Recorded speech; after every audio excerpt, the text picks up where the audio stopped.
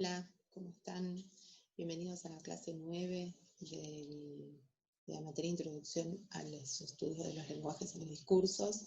Hoy vamos a seguir con la segunda parte de Verón, un poco lo que les había prometido la semana pasada. Vamos a andar en algunos conceptos que quizás quedan un poco colgados y vamos a dar cuenta de algunas herramientas metodológicas, quizás de la parte más dura de la metodología, de la propuesta metodológica de la teoría de los discursos sociales de Verón. Así que vamos a compartir pantalla para retomar un poco en que habíamos dejado la semana pasada la clase. Habíamos estado hablando del análisis, del análisis y de algunos tips para el análisis, algunas cosas que no pueden dejarse de tener en cuenta. Por ejemplo, esto, ¿no? De que un conjunto discursivo no puede nunca ser analizado en sí mismo, por eso siempre hablamos de al menos dos, y hablamos de la necesidad de pensar en términos comparativos, porque el análisis, o digamos lo que un análisis puede echar luz, es sobre la diferencia entre un discurso y otro, un conjunto discursivo y otro conjunto discursivo. Digo, no vamos a encontrar nada inmanente al discurso. El objeto que buscamos reconstruir, el objeto que buscamos analizar discursivamente, no está en un discurso. En todo caso está en el sistema de relaciones que ese discurso establece con otros, ¿no? Por eso hacer un análisis discursivo es poner en relación un conjunto significante, es decir, esa materialidad textual relevada, recortada para pensar un objeto, lo que le llamamos producto, con aspectos determinados de sus condiciones productivas, que no son más que otros discursos, y a lo que le llamamos proceso. Digamos, a partir del análisis de productos inferimos los procesos productivos, discursivos de ese producto. El análisis es, para Verón, la descripción de las huellas de las condiciones productivas en los discursos. Es decir, que ahí, en términos metodológicos, nosotros tenemos que poder identificar inicialmente cuáles son esas marcas que las condiciones productivas dejan en las materialidades las materialidades textuales con las que trabajamos, y poner en relación esas marcas con otros discursos para convertirlos en huellas y describirlos. Digo, describir las condiciones productivas es para Verón analizar discursos, describir las condiciones productivas de los discursos. Obviamente, ya sea en sus condiciones de generación, cuando hablamos de condiciones de producción, o cuando hablamos de un análisis en producción, o en aquellos análisis en recepción, que son los que dan cuenta de los efectos de sentido. Les recuerdo que el ejercicio que ustedes les proponemos en los teóricos de análisis de discurso es un ejercicio, eso no es un análisis completo, en todo caso es una aplicación metodológica recortada en producción. Es decir, digamos, es como que es el inicio de lo que sería un trabajo total de análisis que quizás involucraría el análisis en producción y el análisis en recepción, para también dar cuenta de la diferencia en la circulación. Pero esto que estamos desarrollando en el marco de la cursada es un ejemplo o una aplicación de la metodología en un corpus recortado solo en condiciones de análisis en producción.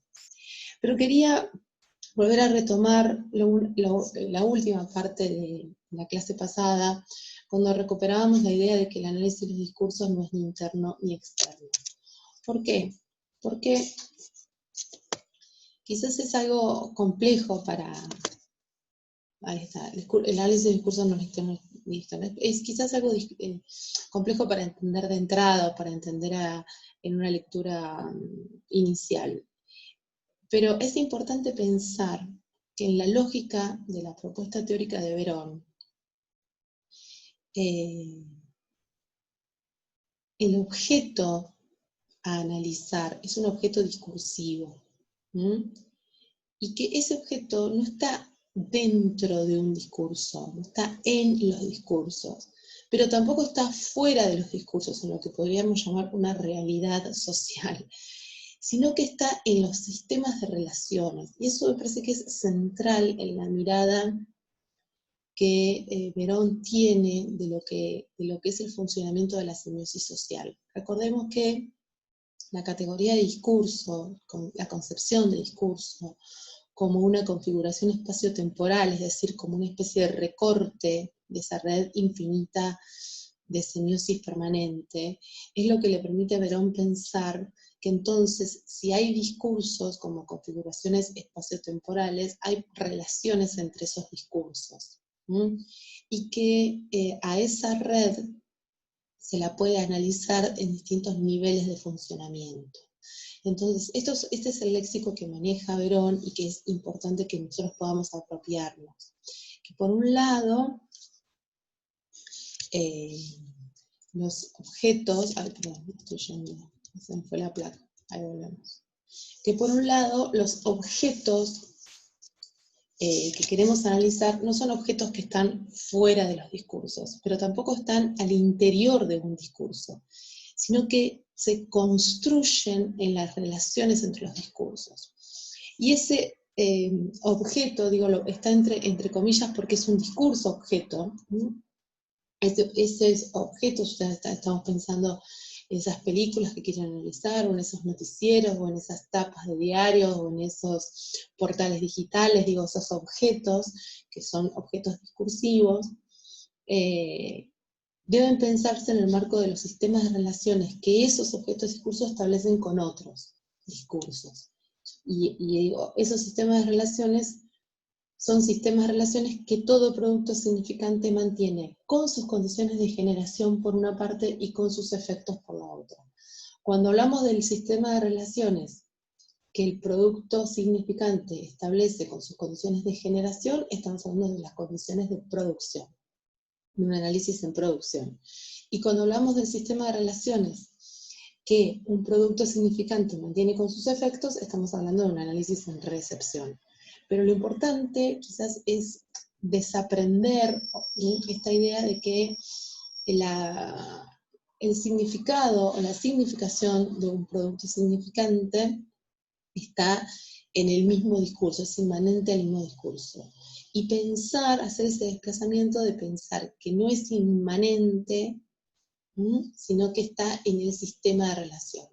Me parece que ese es como el gran, si quieren, el gran salto en la perspectiva analítica de Verón, ¿no? Salirse de la inmanencia para ponerse en el lugar de las relaciones. La inmanencia, digo, para aquellos que por ahí no estén familiarizados con esa categoría, es aquello que, digo, un discurso es inmanente. Digo, hay teorías que defienden la inmanencia del discurso cuando aparentemente el significado está dentro de un mismo texto, ¿no? Digo, en un mismo discurso uno puede captar el significado internamente a ese texto. A eso se le llama la inmanencia. Desplazarse de ese lugar para poner el foco en el sistema de relaciones es como la propuesta más interesante de Verón, que necesariamente lleva a otra descripción que también aparece, la otra palabrita que aparece bastante en los análisis discursivos y que es central, que es la interdiscursividad. Digo, ¿por qué es un análisis interdiscursivo? Porque pone en relación un discurso con otro, ¿no? Pero no es intradiscursivo, es decir, no está al interior de los discursos, sino que justamente pararse en el lugar del sistema de relaciones habla de la interdiscursividad, la interdependencia discursiva, ¿no? Un discurso siempre está relacionado con otro discurso.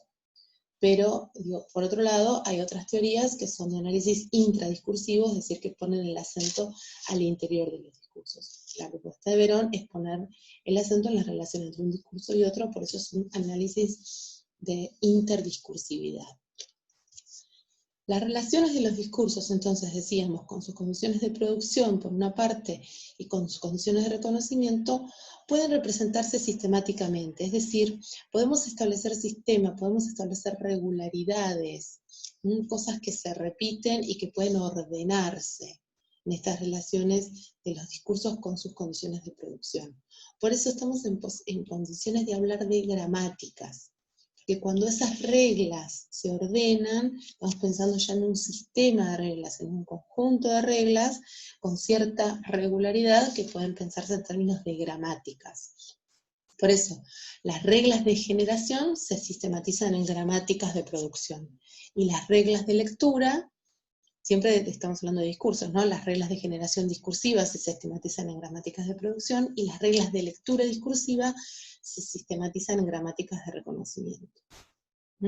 ¿Por qué? Porque esas relaciones de las que dábamos cuenta recién, esas relaciones que establecen los discursos con sus condiciones productivas y con sus condiciones de reconocimiento, son relaciones que pueden sistematizarse, que construyen ciertos niveles de invariabilidad, ¿no? Es decir, que pueden encontrarse recurrentemente, que tienen regularidad. Por eso podemos hablar como de reglas de cierta estabilidad en esas reglas, y por eso hablamos de gramáticas, que son reglas medianamente estables. Las reglas que componen esas gramáticas describen operaciones de asignación de sentido en las materias significantes. Esto es central, porque nosotros decíamos, una de las características centrales del léxico, una de las digamos, del léxico que maneja Verón en la teoría de los discursos sociales, hablábamos de niveles de funcionamiento en el análisis, hablábamos de, obviamente, gramáticas, reglas y operaciones, ¿no? Como un concepto central. Esas operaciones, primero, hablar de gramática implica hablar de reglas. Esas reglas, ¿no?, describen operaciones, o sea, hay operaciones en la asignación de sentido. Ahora, esas operaciones no son operaciones explícitas, en todo caso se manejan, funcionan de manera subyacente.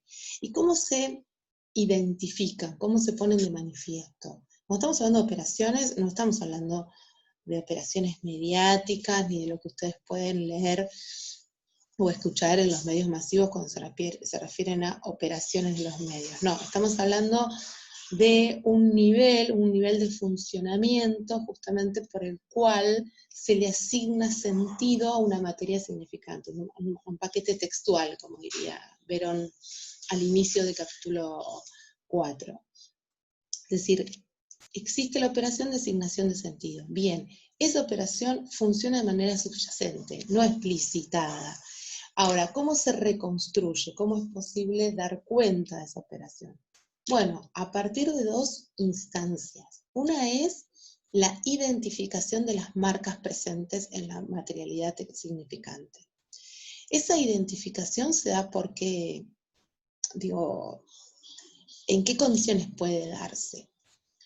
Las marcas, como bien dice la teoría, las marcas están presentes en la materialidad textual. Ahora, no todo analista reconoce las mismas marcas, porque depende de la carga discursiva que posea previamente, ¿no? O sea, va a poder restablecer e identificar las marcas, o va a poder dar cuenta de las operaciones que le permitan, a partir, digamos, de los conocimientos previos que tenga, de los discursos que maneje previamente. No hay una única cantidad de marcas identificables de la misma manera por cualquier tipo de analista. No digo cualquier tipo de analista, digo por diferentes analistas. No hay una cantidad de marcas únicas de una vez y para siempre, sino que tienen que ver un poco con cuál es la pregunta que le hacemos al texto, entonces cuáles van a ser las marcas, porque, digamos, nosotros lo que queremos ver son los diferentes niveles de sentido que se le asignan a un texto. Entonces vamos a hablar de diferentes niveles de operaciones, y entonces para determinada operación vamos a identificar determinadas marcas, y para otra operación identificaremos otras marcas. ¿Esto por qué quiero decirlo? Porque no es que las marcas son evidentes de una vez y para siempre, tienen que ver con la mirada que el analista decida poner sobre esa materialidad textual. Y esas marcas tienen que ver con, son marcas de que efectivamente hay otros discursos previos. Son marcas de los discursos que funcionan como condición productiva. Y esas marcas, en el momento que se establece la relación con ese otro texto, Es decir, con un texto que funciona como metadiscurso, un texto que funciona como texto de condición de producción, esa marca se convierte en huella. Es decir, la marca y la huella, yo le diría que son lo mismo, pero digamos, cambian de nombre porque lo que cambia es el momento del proceso. Cuando las identifico, cuando solo las identifico como marcas, ¿no? La identificación se denominan marcas. Cuando pongo esa marca en relación con otro discurso, es la que la convierto en huella. Entonces, estamos frente al mismo dato, si quieren, pero que tiene dos nombres diferentes en función del proceso. Casi una diferencia analítica, la diferencia entre marca y huella. Porque lo que las diferencia son los momentos. A la marca se la identifica y la puesta en relación convierte a esa marca en huella. Ahora bien, las condiciones de producción nunca son las mismas que las condiciones de reconocimiento. Eso creo que está claro. Lo hemos hablado mucho, por lo menos en los teóricos en los que estoy yo, y creo que además es evidente, digo, que no son los mismos discursos los que funcionan como condiciones de producción del discurso objeto que los que funcionan como condiciones de reconocimiento, es decir, que establecen las reglas de lectura. Ahora bien, la distancia entre las condiciones de producción y las condiciones de reconocimiento es lo que se llama circulación.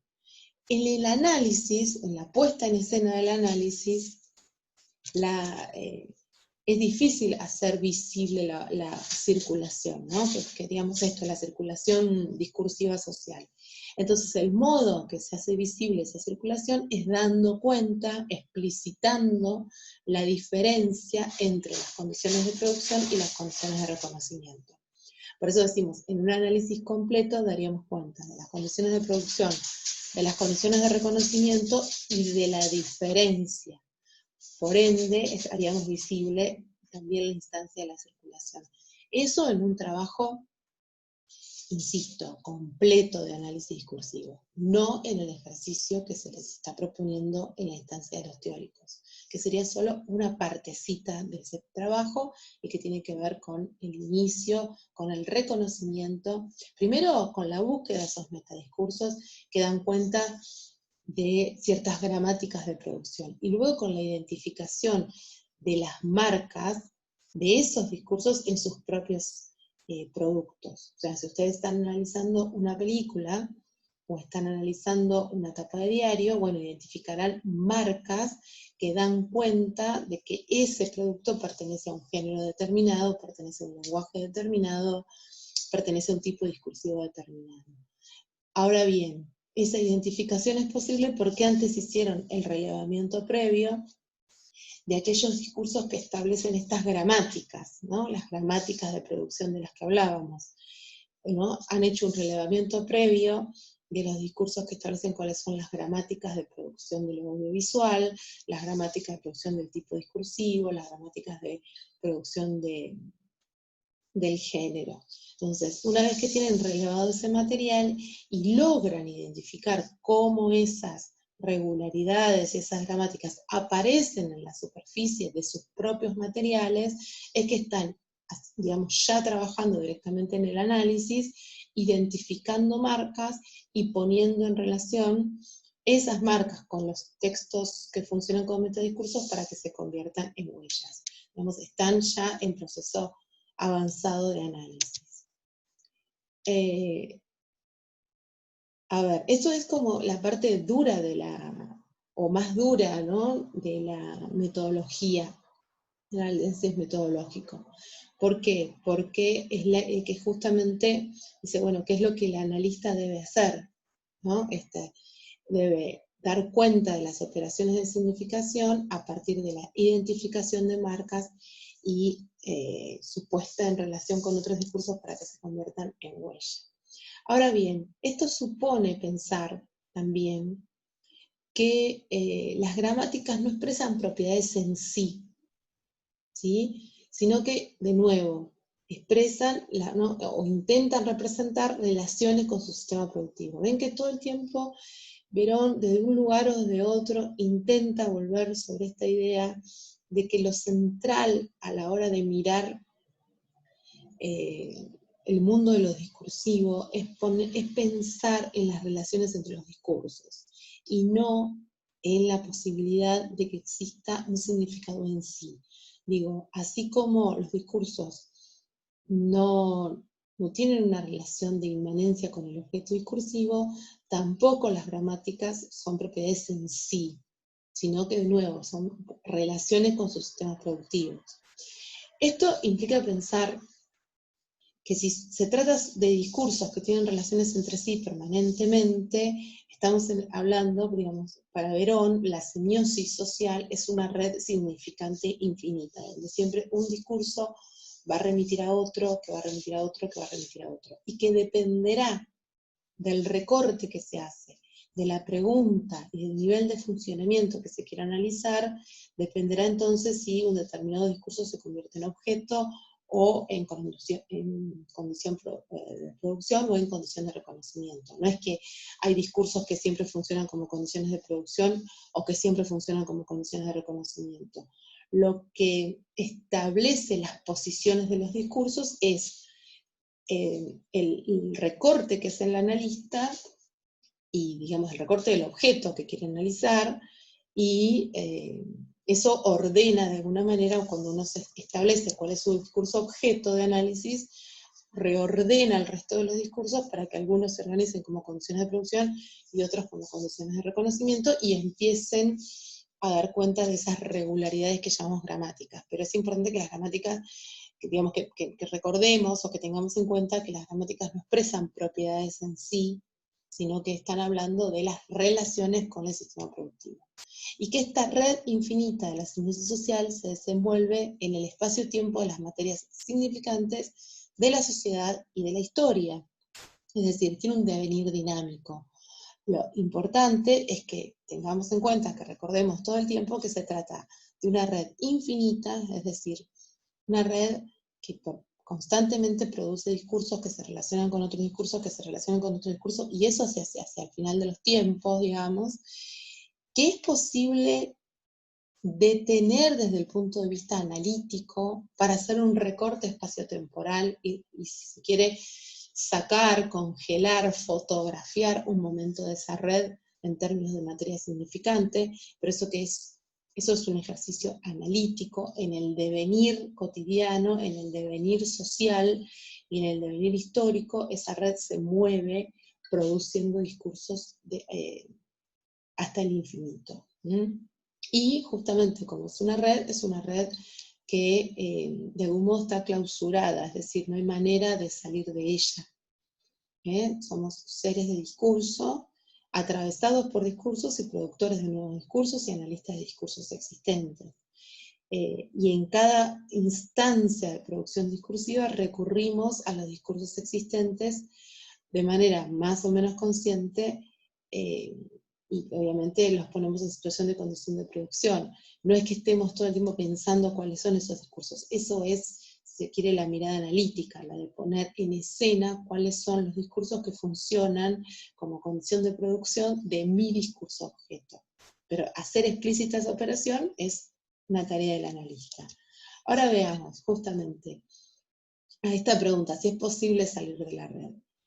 Sí, de alguna manera, porque es la pretensión del analista. En realidad es como un juego, dice Verón. Jugamos a que salimos de la red. Los analistas de discursos jugamos a que salimos de la red. Ese jugar implica detener una configuración espaciotemporal, fotografiarla y correrse para hacer explícita esta idea de dar cuenta de cuáles son los discursos que funcionan como condición de generación de ese discurso objeto y cuáles son los discursos que funcionan como condición de lectura, de recepción o de efecto de sentido. Salir de la red, entonces, siempre con comillas, porque, como les decía anteriormente, no es posible salir de la red, es solo un ejercicio analítico el que hacemos para salir, implicaría tomar los discursos que ocupan determinadas posiciones como objetos, es decir, como objetos de análisis. Un poco lo que están haciendo ustedes, digo, al elegir 2 portales mediáticos y las capturas de pantalla de esos 2 portales, digo, al elegir 2 portales mediáticos y luego elaborar un corpus con un recorte espacio-temporal, porque ustedes también están diciendo, bueno, voy a tomar las homepage de los portales A y B durante la semana X de abril. Bueno, eso es un recorte espacio-temporal y convierte ese discurso en un objeto de análisis. Ese convertido en discurso que circula en objeto de análisis es como el primer paso del analista para salirse de la red y mirarla, diría Verón, refractariamente, no de frente, que es nuestra relación con los discursos, los usamos, los tenemos, los atravesamos, nos atraviesan, sería como mirarlos de frente, sino una idea casi, se quiere, de perspectiva, ¿no? Para Verón, el analista es aquel que es capaz de cambiar de perspectiva y poder ver los discursos de manera refractaria, es decir, oblicuamente. Y ese mirarlos de manera refractaria implica seleccionar algunos, convertirlos en objeto de análisis y ponerlos en relación con los otros discursos para dar cuenta de sus condiciones de producción y o reconocimiento. La especificidad del análisis de los discursos para Eliseo Verón, en el marco de la teoría de los discursos sociales, es establecer la relación, entonces, entre el discurso producido como análisis y los discursos analizados. Analizar un discurso es establecer la relación, repito, para explicar, entre el discurso efectivamente analizado, que es el discurso objeto que ustedes seleccionaron y que efectivamente están analizando, y el discurso producido como análisis, es decir, aquel texto en el que van a dar cuenta de ese análisis. Esa es la relación entre los metadiscursos y el discurso objeto. Fíjense que no es que hay discursos que son metadiscursos del origen, ni discursos objetos que son discursos objetos desde el principio. Es la mirada del analista la que convierte a determinado discurso en un discurso objeto, cuando lo elige, cuando lo selecciona, cuando lo recorta. Y en esa acción convierte a los otros discursos en metadiscursos. Entonces, el metadiscurso y el discurso objeto son, si quieren, decisiones analíticas del analista, que frente a una perspectiva de análisis decide que determinado discurso se convierta en su objeto de análisis y lo convierte en un discurso objeto, y, pues, es decir, le otorga una posición en la red y convierte a los demás, ¿no? Si yo ya tengo cuál es mi discurso objeto, puedo dar cuenta de cuáles son las condiciones de producción que funcionan como metadiscursos de ese discurso objeto. Terminado ese análisis, los discursos van a ser discursos, ¿sí? Las posiciones de metadiscurso y discurso objeto remiten solamente a un momento de análisis. Finalizado el análisis, los discursos siempre son discursos. Las posiciones van cambiando en función de la entrada de la mirada del analista o no. Insisto, el analista, ¿por qué hablamos de la mirada del analista? Porque es un desplazamiento de la mirada, la figura del analista. Que somos nosotros mismos, que de sujetos consumidores que miran los discursos frontalmente, nos desplazamos hacia una posición refractaria, desplazamos nuestra mirada y ejercitamos esto que dice aquí, la relación, ¿no? Ejercitamos, la selección de un discurso como un objeto de análisis. Y al mismo tiempo ejercitamos la puesta en relación de ese discurso con otros discursos que funcionan con sus condiciones de producción o de reconocimiento y que en ese funcionar se denominan metadiscursos. Parezco reiterativa, parece un trabalengua, pero les juro que es así. Ahora bien, ahora vamos como a un segundo nivel de dificultad, o tercer nivel de dificultad, si quieren, de esta propuesta de la teoría de los discursos sociales. ¿Por qué? Porque otra de las de los pares que ustedes van a encontrar, de esas definiciones por pares que van a encontrar en el diccionario de lugares no comunes, además del de marca huella, condiciones de producción, condiciones de reconocimiento, interdiscursividad, ¿no? En ese léxico, van a encontrar las definiciones de lo ideológico y el poder. Que para Verón siempre son dimensiones discursivas, ¿no? Pero que es importante que hagamos esta distinción, porque, bueno, justamente tanto la palabra ideológico como la palabra poder, en el manejo cotidiano de nuestras vidas, no le damos necesariamente la entidad de funcionamiento discursivo, ¿no? Estamos hablando más de entidades. Le llamamos poder, dice Verón, al lugar de las instituciones, le llamamos ideología al lugar de los contextos socioculturales. Y él no quiere, digamos, elige este léxico, pero para pensarlo en términos de dimensiones de funcionamiento de los discursos sociales. En ese sentido, lo ideológico para Verón es el sistema de relaciones de un discurso con sus condiciones de producción, mientras que el poder es el sistema de relaciones de un discurso con sus condiciones de reconocimiento. No es que está hablando tan alejado de lo que nosotros conocemos, pero fíjense, para Verón, la ideología, o lo ideológico, la dimensión ideológica del discurso está dada por la relación que establece un objeto, un discurso objeto, con otros discursos que son sus condiciones de producción. Y que en esas condiciones de producción obviamente están los niveles de funcionamiento social. Obviamente están en las condiciones de producción, en esos discursos que funcionan como condiciones de producción, bueno, la posibilidad social de que ese discurso se recree, ¿sí?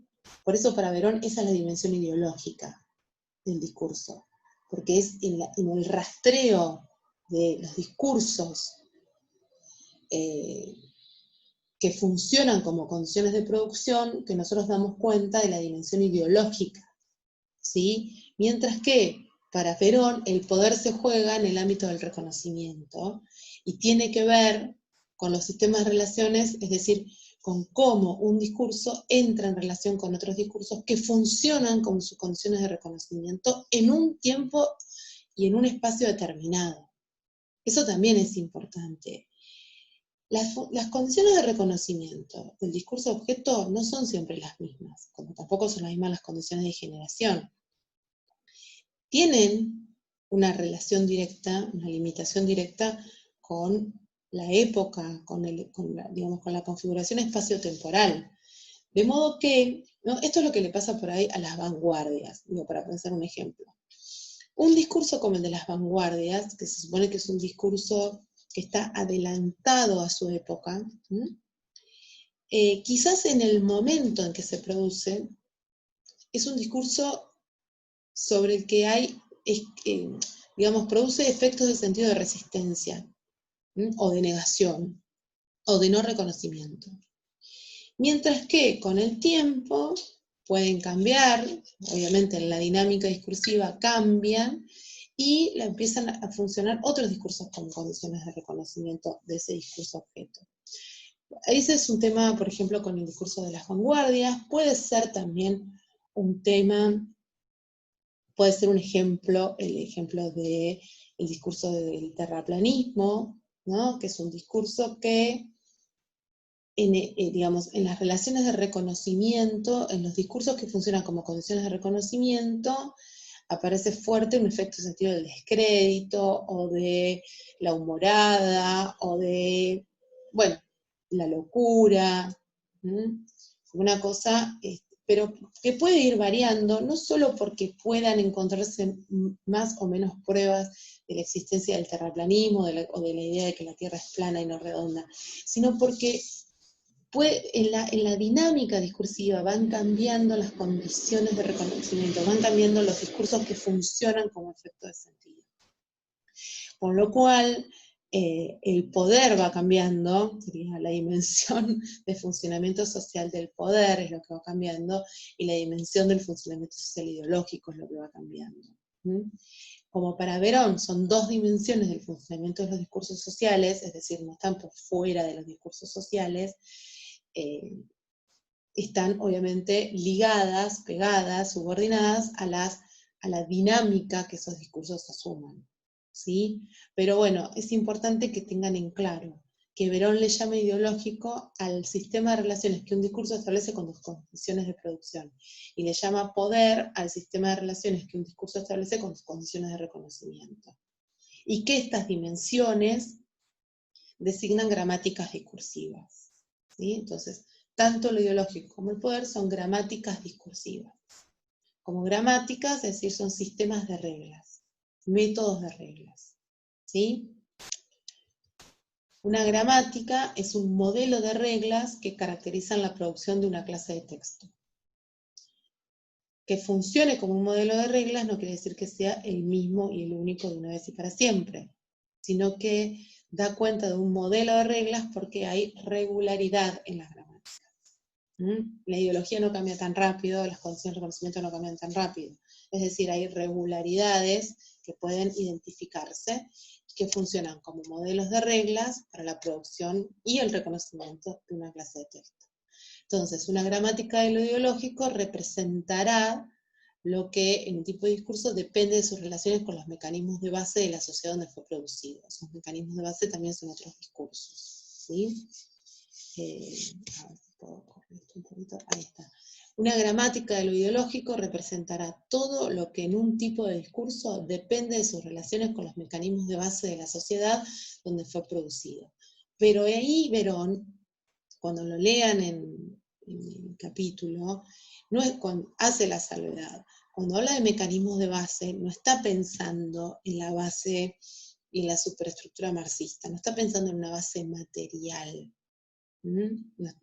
Se corre de eso. Una gramática de lo ideológico representará en un tipo de discurso, representará todo lo que en un tipo de discurso depende de sus relaciones discursivas con los mecanismos de base de la sociedad donde fue producido discursivamente, de nuevo. ¿Sí? ¿Pero qué quiere decir esto? Que esa puesta en relación de un discurso con otros discursos en condiciones de producción también tiene que ver con la dinámica social de producción discursiva acerca de lo real. De hecho, tiene todo que ver con eso, ¿no? Pero por eso Verón remite a mecanismos de base, pero que no está pensando con una base material por fuera de lo discursivo, ¿no? Si no se empantanaría él mismo se contradice, entraría en contradicción con él mismo si dice que hay posibilidades de salir de la red y que hay mecanismos de base que no son del orden de lo discursivo. De lo que se trata, en definitiva, es de comprender la semiosis necesariamente investida en toda forma de organización social. Y aquí volvemos al principio, ¿no? De lo que se trata, digo, el inicio, la hipótesis fuerte de la teoría de los discursos sociales, y en la cual basa toda su teoría y su propuesta metodológica, es la de entender que en todo fenómeno social, que en toda organización social, que en toda forma de organización social hay sentido, hay procesos de producción de sentido.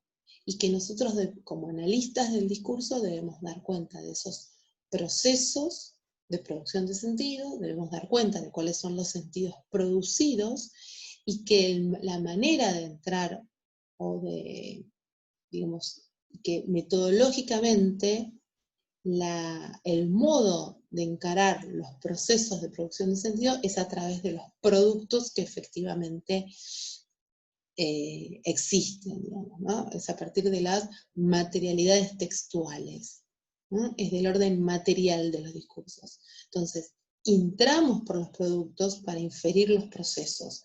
¿Procesos de qué? Procesos de producción de sentido. Procesos de producción de sentido que están en la base, o que están en la semiosis investida en toda, es decir, los procesos de producción de sentido que forman parte de todos los fenómenos sociales, de todas las formas de organización social. Hay ahí una idea base que es la que permite sostener todo este andamiaje teórico y discursivo, que es la idea de que no hay fenómeno social sin producción de sentido, y no hay producción de sentido sin fenómeno social. Esa doble hipótesis, vuelvan al inicio de la clase anterior si quieren, es la que sostiene el andamiaje teórico y metodológico de la propuesta de la teoría de los discursos sociales. El sentido, la producción social de sentido, es la dimensión significante de todos los fenómenos sociales. Y nuestra tarea como analistas del discurso es dar cuenta de cuáles son las reglas de producción de sentido y cuál es el sentido efectivamente producido, ¿sí? En un caso estamos hablando de las condiciones de producción, en el otro caso estamos hablando de las condiciones de reconocimiento, y hay trabajos en producción y trabajos en reconocimiento y trabajos que coordinan las dos cosas. La propuesta de aplicación metodológica que sea en el marco de la cátedra es solo un ejercicio de un corpus muy chiquitito que no es representativo, que solo funciona a fines de que ustedes puedan como poner en evidencia esto en un análisis concreto, este andamiaje metodológico en un análisis concreto, pero que no da cuenta ni de una muestra representativa, ni de todo el proceso de producción de sentido, y mucho menos de todo el efecto efectivamente producido. Por eso digo, no es que vamos a hacer un ejercicio metodológico de Verón, es solo una práctica. Digo, un poco para desdramatizar y otro poco para que se den cuenta que quizás hay preguntas que le hacen a los productos que no son preguntas de orden discursivo, y que cuando le hacen preguntas de orden discursivo están haciendo preguntas como fuera de escala, ¿no? Preguntas que requerirían un corpus muchísimo más representativo, que requeriría un análisis en producción muchísimo más exhaustivo, y que requeriría la complementariedad de un análisis en recepción.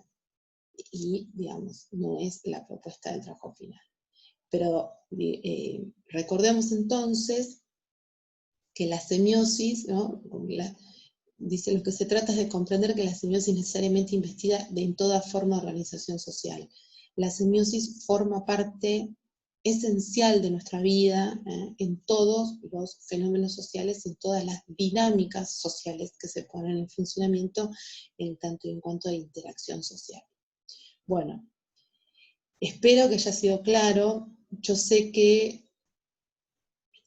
todos sabemos que Verón reviste cierta complejidad, porque quizás justamente es provocativa su manera de ofrecernos dejar de mirar los discursos de frente para mirarlos refractariamente, es provocativa su manera de invitarnos a convertirnos en analistas discursivos, y es provocativa su manera de desplazarse de la inmanencia del discurso, ¿no? de desplazarse hacia, digamos, del significado, que un poco hay algunos análisis que, sobre todo los análisis del contenido, que se quedan como muy pegados al texto. Bueno, la propuesta de Verón, que es provocativa, insisto, es este ofrecimiento de desplazar la mirada desde el discurso en sí hacia el sistema de relaciones de los discursos. Pero creo que también por todo eso que reviste complejidad, y porque de algún modo es incómodo, porque nos pide salir de algunos lugares conocidos, también es lo más interesante de la propuesta de análisis de Verón, y seguramente es lo que funcionará como motor de búsqueda en los trabajos que ustedes están emprendiendo en el marco del teórico. Bueno, nos vemos en los teóricos con mis estudiantes, en los prácticos con mis estudiantes también, y con el resto de los estudiantes que no están en mis comisiones. Seguramente nos veremos hacia el final del proceso. Tengan mucha suerte, que estén muy bien y que tengan excelente semana. Chau, chau.